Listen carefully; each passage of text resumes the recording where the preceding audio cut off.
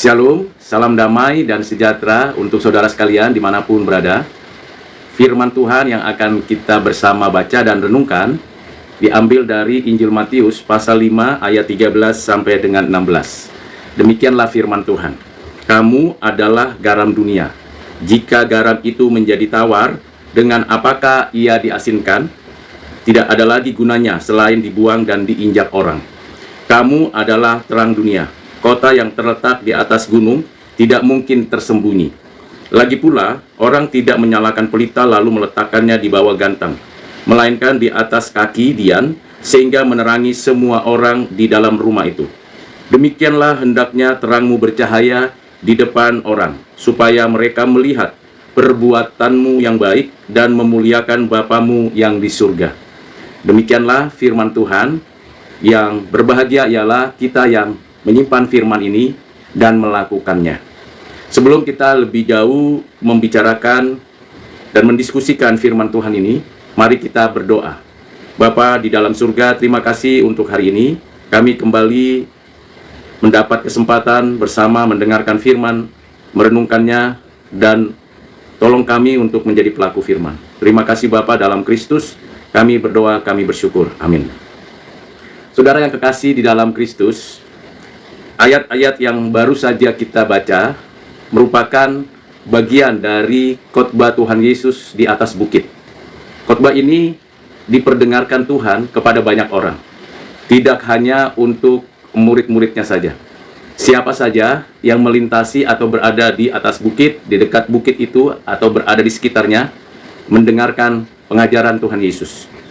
Di ayat 1 sampai dengan 12 sudah dipaparkan bagaimana kehidupan kita yang sesungguhnya diberkati oleh Tuhan karena anugerah Tuhan, pertolongan Tuhan, belas kasihan Tuhan. Lalu bagaimana kelanjutan dari status kita sebagai orang-orang percaya? Ada dua kata penting untuk memberikan identitas kepada kita sekalian, saudara dan saya. Yang pertama adalah garam dunia ini, yang kedua adalah terang dunia ini. Dua status dan sekaligus identitas dari kehidupan orang-orang percaya di tengah-tengah dunia ini. Sebagai garam dunia, tentu dibutuhkan untuk mempengaruhi segala hal yang berkaitan dengan kebutuhan sehari-hari kita. Seperti biasanya, yang biasa memasak di dapur atau mengawetkan ikan, daging, dan sebagainya, atau mencegah kebusukan, maka diperlukan garam. Tentu berbeda dengan garam yang kita sekarang saat ini dapat nikmati. Tidak mudah mendapatkan garam seperti kita sekarang ini. Dan garam itu bermanfaat sekali, bukan hanya untuk memberikan rasa, tetapi juga mengawetkan, menjaga supaya tidak ada pembusukan. Dan tentunya ini menggembirakan setiap orang yang memiliki garam karena bermanfaat, berfungsi, berguna. Status ini atau identitas sebagai garam inilah yang dilekatkan Tuhan Yesus kepada saudara dan saya. Di sini dikatakan adalah garam.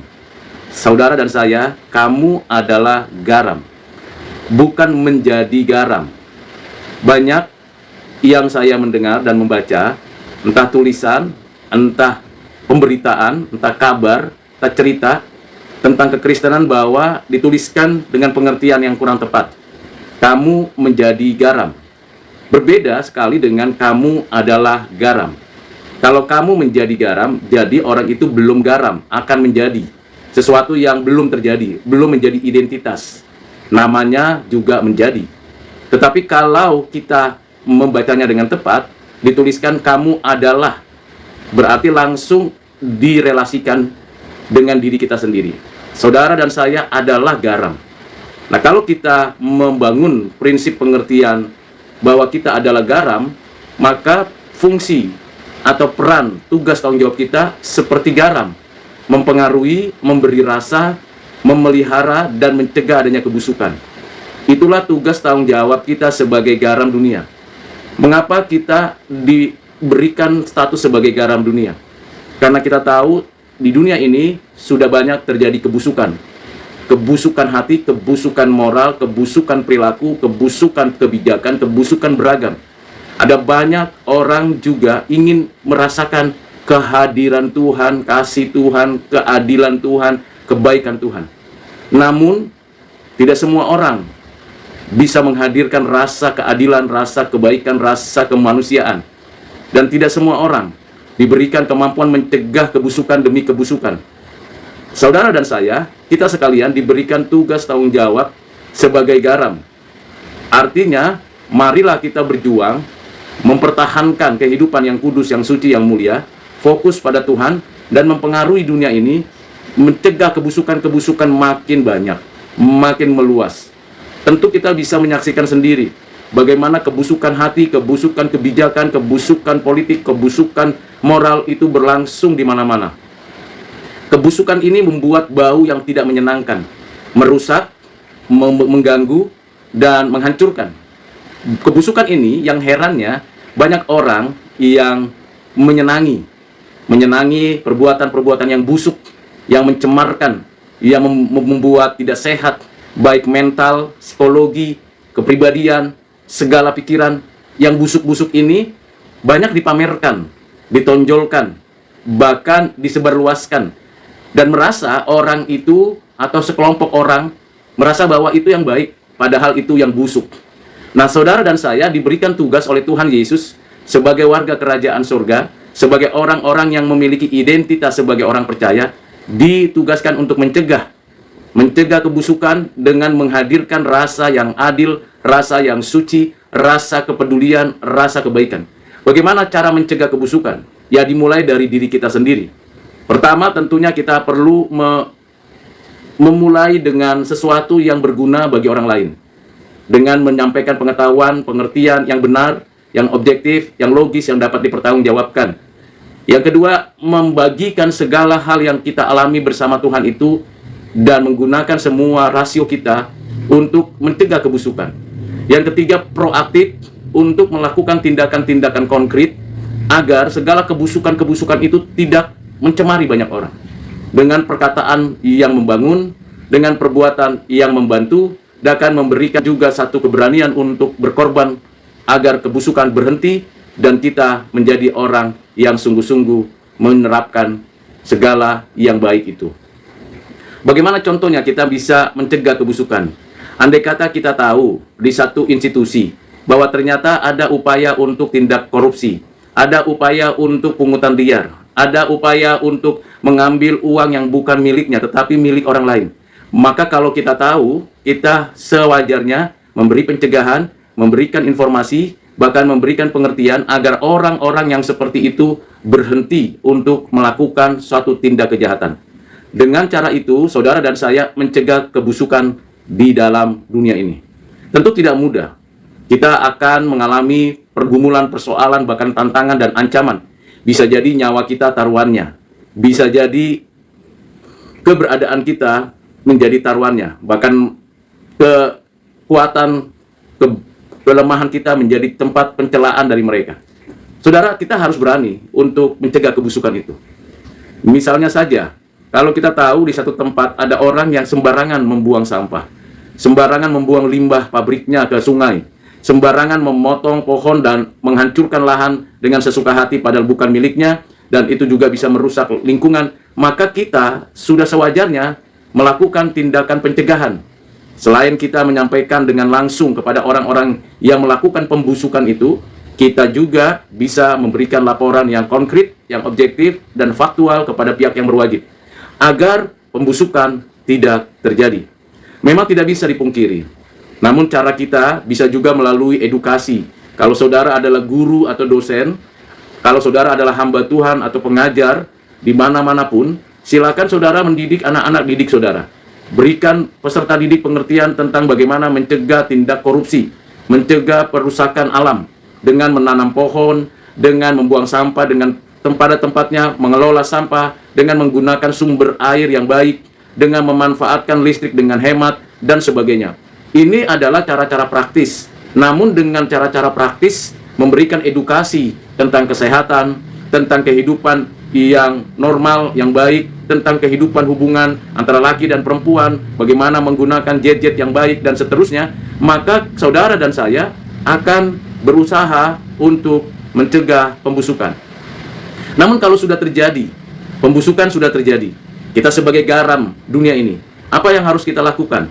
Ya tentunya kalau kita tahu ada pembusukan, kita tidak bisa hindari karena mungkin otoritas kita lemah, situasi dan kondisi kita kurang terbatas, maka kita bisa lebih memperbaikinya dengan kita sendiri membuktikan dengan menanam pohon, tidak membuang sampah sembarangan, menggunakan air tanah dengan hemat, memanfaatkan listrik dengan hemat, bahkan kita banyak belajar, memperbaiki lingkungan, dan kita tahu bahwa ada pembusukan di sana, kita berupaya untuk hidup yang baik, yang benar.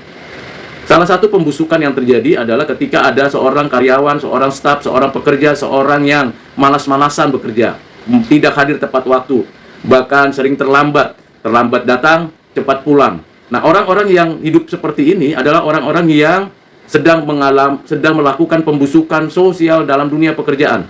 Saudara dan saya adalah garam dunia.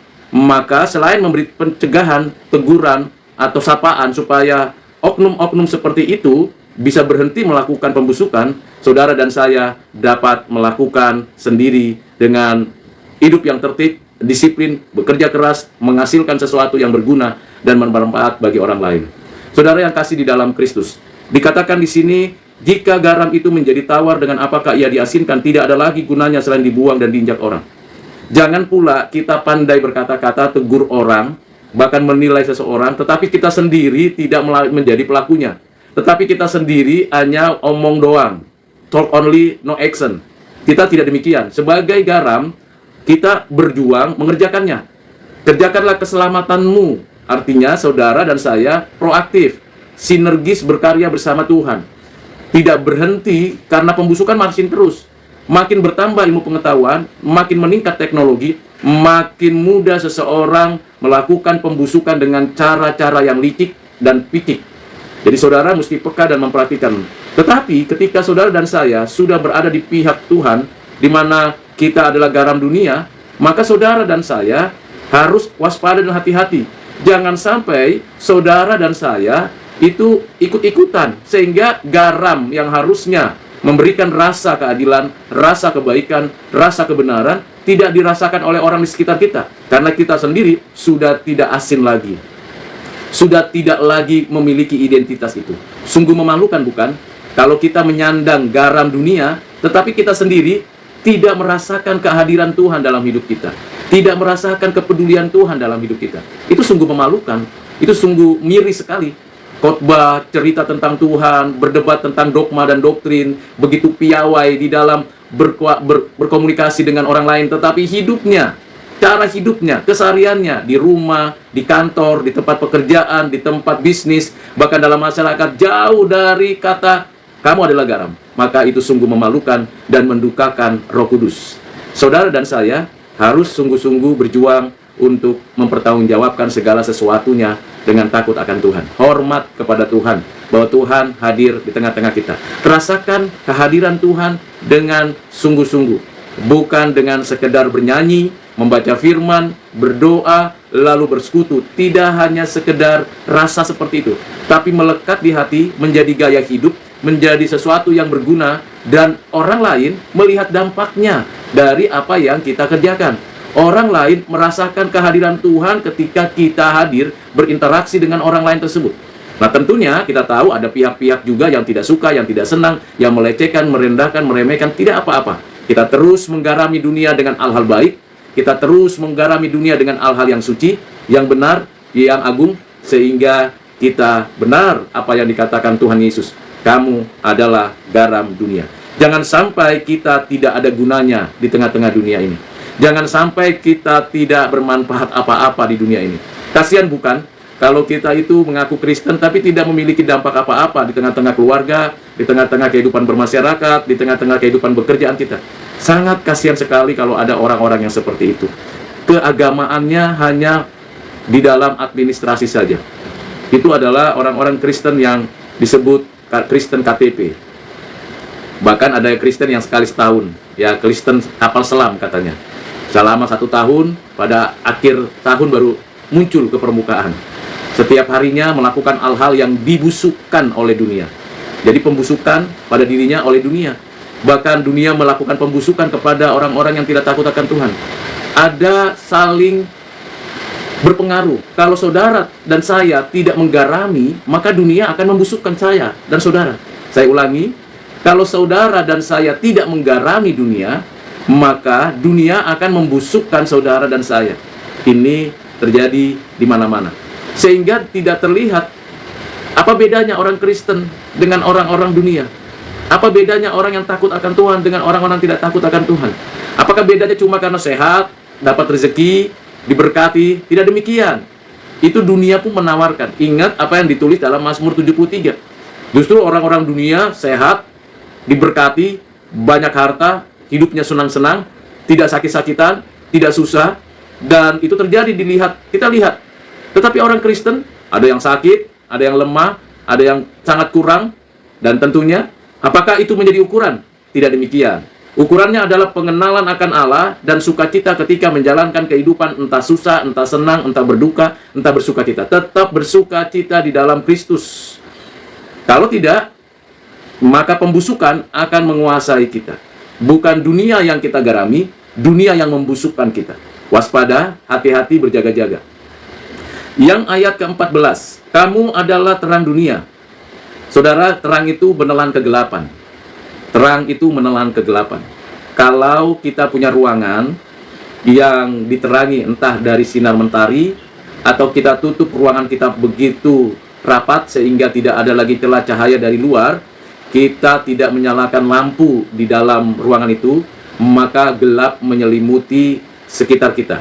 Yang warna merah tetap gelap, yang warna hijau tetap gelap, yang warna putih tetap gelap, karena tidak ada cahaya, tidak ada terang. Maka di dalam kegelapan tidak bisa membedakan warna, tidak bisa membedakan yang namanya suatu kondisi ini arah kemana, ini ke utara, ke selatan, ke barat, atau ke timur, ini pijakannya benar atau tidak. Kenapa? Karena di dalam kegelapan, gelap itu betul-betul ketiadaan terang.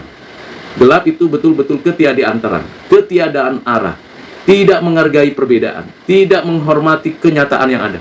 Dan akibatnya salah arah, salah bicara, semua disamaratakan. Semua sama ratakan. Nah, ini adalah di dalam kegelapan. Tetapi begitu saudara menyalakan lampu, maka terang bercahaya menelan kegelapan. Kegelapan seolah-olah tidak lagi ada di sana. Dan teranglah kita melihat mana warna merah, kuning, hijau, biru, dan sebagainya. Teranglah kita melihat mana arah utara, selatan, barat, dan timur. Teranglah kita melihat pintu yang keluar, pintu yang masuk bagaimana. Karena ada cahaya, ada terang. Demikian juga dengan saudara dan saya. Kalau saudara dan saya adalah terang dunia, seperti yang Tuhan katakan. Tentu kita masih ingat status yang dinyatakan Tuhan. Tuhan mengatakan, aku adalah terang. Tentu tidak sama dengan kualitasnya dengan Tuhan. Tuhan adalah sumber terang. Tuhan itu adalah terang itu sendiri. Sementara kita sebagai terang, anak-anak terang, berarti memancarkan terang Tuhan, memancarkan sinar kemuliaan Tuhan. Pantulan terang Tuhan itu ada di dalam diri kita, dan kemana kita berada, kemana kita melangkah, keadaan apapun kita menjadikan diri kita sebagai terang.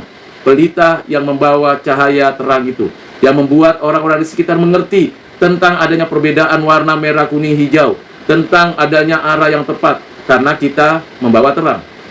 Kalau saudara dan saya adalah orang-orang yang membawa terang, maka saudara dan saya akan memberikan suatu pengaruh akan hal yang benar. Oh iya, ini warnanya biru, ini warnanya hijau, ini warnanya kuning.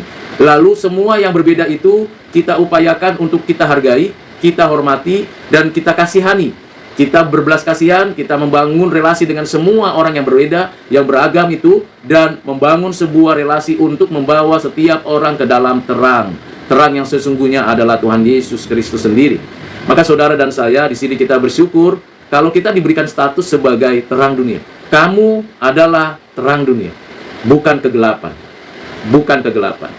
Misalnya saja, saya bertemu seseorang yang berbeda agama, berbeda suku, berbeda latar belakang sosial ekonomi, berbeda latar belakang pendidikan dan sebagainya. Sebagai anak terang, saya tidak akan memandang sebelah orang itu. Saya tidak akan memandang remeh leceh orang itu. Tetapi saya akan menghargai dia sebagai ciptaan Tuhan, sebagai gambar rupa Allah, walaupun sama sudah rusak dan berdosa, walaupun dia belum memiliki suatu pengenalan akan Tuhan yang Allah yang sungguh-sungguh, tetapi orang itu pada dirinya sendiri patutlah dikasihani, patutlah diberi penerangan akan kebaikan-kebaikan Tuhan. Nah, disinilah kita menghargainya, karena orang-orang yang berbeda dengan kita adalah orang-orang yang diberkati, disertai oleh Tuhan dengan berkat umum, penyertaan umum. Kalau tidak, bagaimana dia bisa hidup? Bagaimana dia bisa menikmati segala pemberian Tuhan di alam ini, di bumi ini, bekerja, berkarya, dan sebagainya? Semuanya itu karena berkat umum yang datangnya dari Tuhan. Dan saudara dan saya mendapatkan juga berkat umum. Namun perbedaannya, saudara dan saya adalah terang dunia, memberi penerangan. Karena itu kalau ada perbedaan, mungkin perbedaan suku, agama, ras, dan sebagainya, jadikanlah itu momen penting untuk menjadikan satu momen perjumpaan antara terang dengan gelap misalnya. Memang kita tidak mungkin bersekutu dengan anak-anak gelap, dengan orang-orang dunia.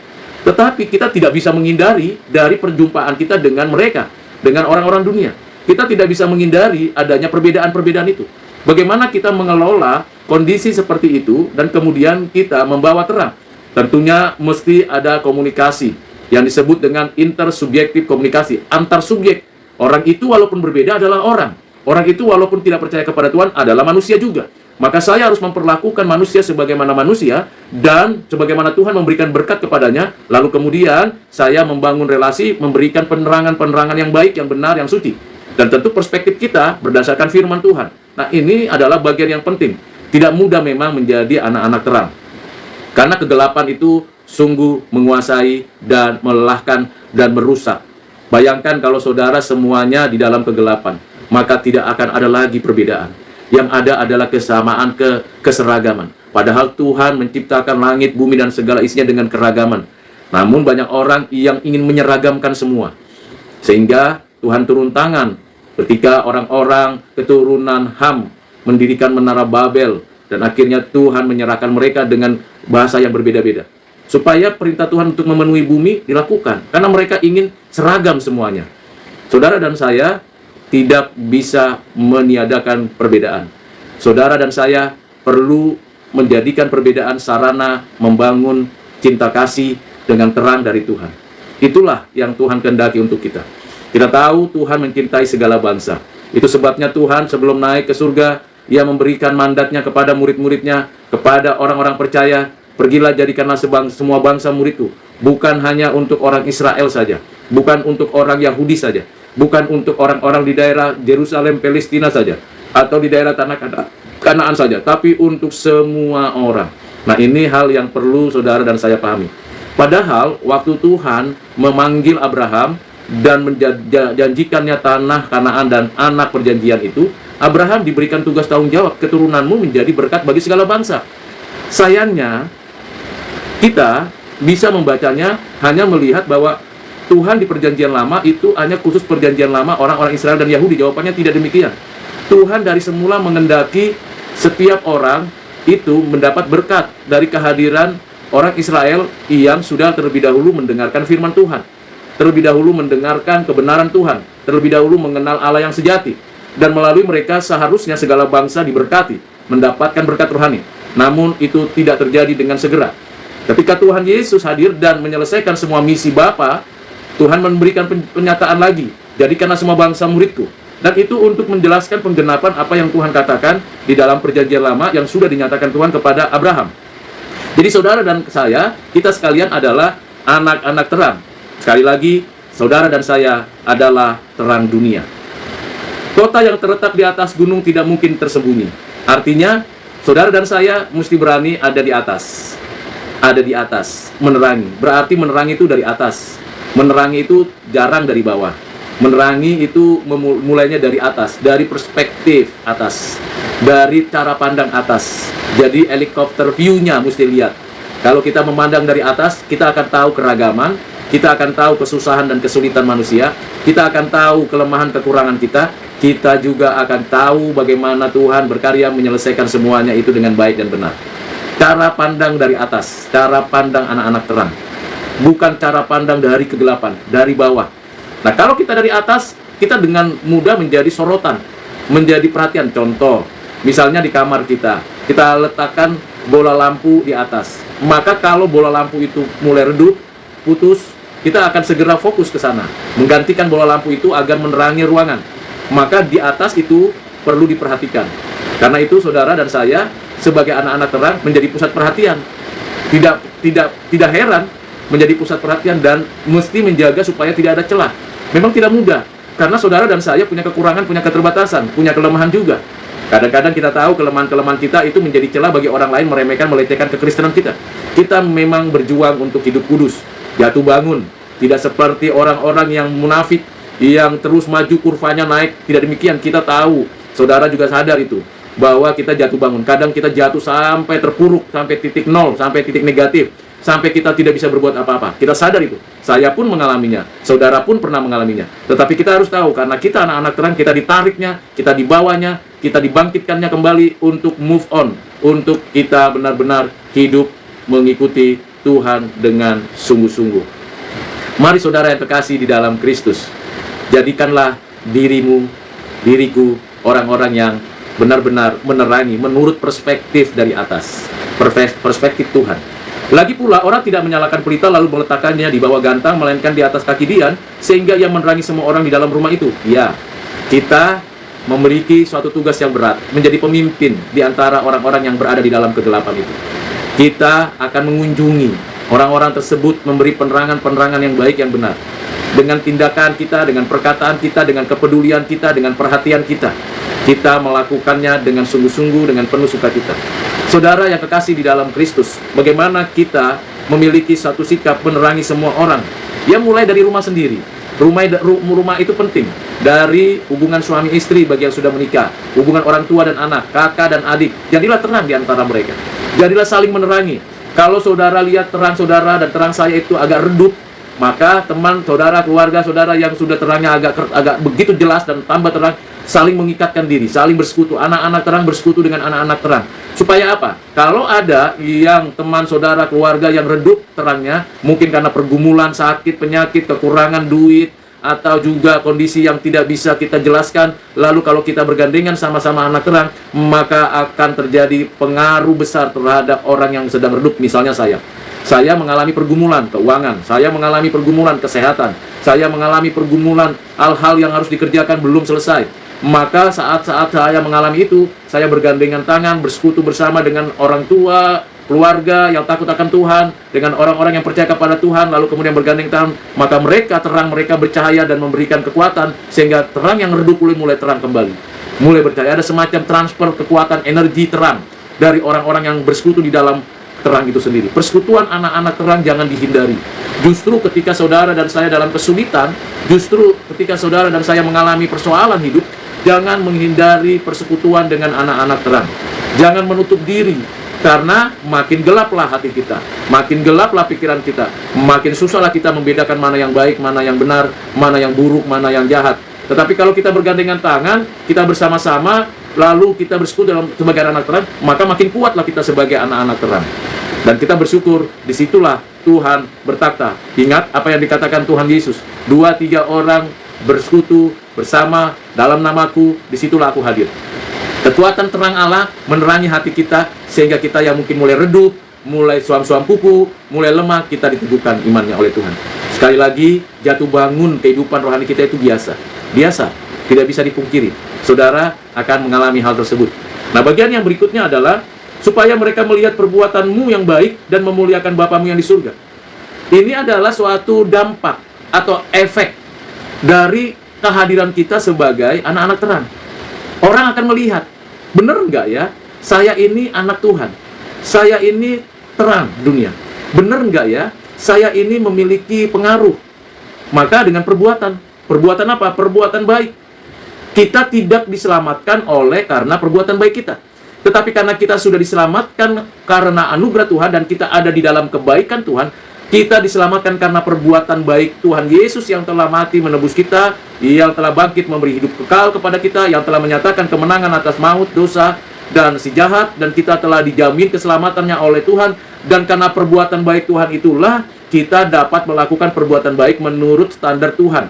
Dan kita sebagai anak-anak terang diminta oleh Tuhan untuk melakukan suatu tindakan perbuatan baik. Ini konkret, ini bukan omong doang. Ini bukan hanya no action talk only, tidak. Lakukan yang perbuatan yang baik. Misalnya, kalau seperti saya menggunakan kendaraan online, Dan sekali-sekali saya menggunakan kendaraan online ini tentunya, misalnya saja saya punya rezeki sedikit, saya kasih tips, sederhana sekali. Atau di tengah perjalanan saya cerita tentang bagaimana kehidupan Kristen yang seharusnya. Bahkan saya pernah berkali-kali sharing tentang Kristus kepada mereka yang saya tumpangi kendaraannya dan saya melakukannya. Misalnya kita tahu ada teman atau saudara kita yang mengalami kesulitan. Kita tidak punya uang kaya, kita tidak orang kaya, kita bukan konglomerat, maka saya coba ajak apa yang bisa saya bantu. Entah ajak makan siang, entah ajak makan sore, entah saya bantu tambahan sedikit dan sebagainya. Dari yang ada. Selain tentunya saudara dan saya memberi persembahan di gereja, memberikan yang terbaik, tentu itu kita lakukan, saudara, dengan penuh sukacita. Jadi kalau saudara dan saya berbagian dalam kesulitan mereka, pedulilah. Misalnya dalam kondisi penghujan sekarang ini, ada yang terkena banjir, ada yang terkena kesusahan, dan mungkin ada yang sakit penyakit. Kita coba, selain mendoakan mereka, selain menyatakan berkat kepada mereka, dan memberikan keteguhan iman kepada mereka, ya kita juga kalau ada kesempatan, ada sedikit uang kita berbagi, memberi persembahan. Juga misalnya ada saudara kita yang kedukaan, kesulitan mereka dalam kedukaan itu, ya kita beri penghiburan, kita bagikan apa yang bisa kita bagi, kita transfer uangnya atau yang secukupnya yang kita punya. Nah itu kita menjadi terang, tidak gelap lagi. Dan saudara dan saya menjadi anak-anak terang yang sungguh nyata, bukan asal-asalan jadi anak terang. Jadi kalau khotbah saja, kalau bicara tentang doktrin saja, itu tidak lebih daripada orang-orang Farisi dan Saduki yang pandai untuk memutarbalikkan dan menjelaskan ini bahasa Ibraninya apa, ini bahasa Yunaninya apa, ini pemikiran teologinya apa. Saya bisa lakukan itu, saya bisa kerjakan itu, bahkan saya mengajarkan itu di dalam kelas-kelas teologi saya. Tetapi apakah itu cukup? Jawabannya tidak. Jawabannya adalah saudara dan saya harus mempraktekkan itu dan berbuat baik. Dan dengan demikian apa dikatakan? Di sanalah orang akan memuliakan Bapamu di surga. Di sanalah saudara akan melihat orang-orang itu mengatakan puji Tuhan, haleluya, dan memuji kebesarannya. Karena apa? Karena Tuhan berkarya melalui saudara. Bukan memuji saudara dan saya. Saya tidak suka dipuji-puji, karena itu mencuri kemuliaan Tuhan. Tetapi saya mau setiap orang yang saya bantu, saya doakan, saya beritakan kabar baik, itu memuji Allah, memuliakan Allah, mengagungkan Tuhan Allah. Dan itu menjadikan kita sungguh sebagai anak-anak terang. Kiranya saudara dan saya makin bergegas, bergiat sebagai garam dunia dan terang dunia. Kiranya Tuhan menolong saudara dan saya sungguh-sungguh memuliakan Allah, Bapa kita, Tuhan Yesus Kristus, dan Roh Kudus. Dan dimampukan oleh Roh Kudus mengerjakan semuanya itu. Jangan mengandalkan kekuatan sendiri ketika kita menjadi pelaku firman. Akan kecewa dan akan bisa kita mundur. Tapi andalkan Tuhan. Andalkan Tuhan senantiasa dalam segala hal yang kita kerjakan. Tuhan, aku mau membantu orang itu. Tuhan, aku mau memberikan penjelasan kepada orang ini. Berilah kepadaku kekuatan oleh Roh-Mu. Biarlah Roh-Mu memenuhi hatiku. Biarlah kasih-Mu memenuhi hatiku. Biarlah terang-Mu memenuhi hatiku. Sehingga aku bisa mengerjakannya. Nah itu doa permohonan kita. Jadi bukan asal-asalan, bukan self-center, bukan antroposentris, tapi sungguh-sungguh berfokus kepada Tuhan saja. Kiranya Tuhan memberkati saudara sekalian. Dan sebelum kita mengakhiri semuanya ini, mari kita berdoa. Bapa di surga, di dalam nama Tuhan Yesus, terima kasih untuk firman, untuk renungan, untuk penjelasan yang Tuhan berikan dan refleksi yang Hamba sampaikan. Biarlah sebagaimana berapapun yang mendengarkannya, mengingatnya dan mengertinya, Engkau berkati mereka, Engkau sertai mereka, dan juga begitu hamba-Mu. Terima kasih Bapa, dalam nama Tuhan Yesus kami berdoa. Amin.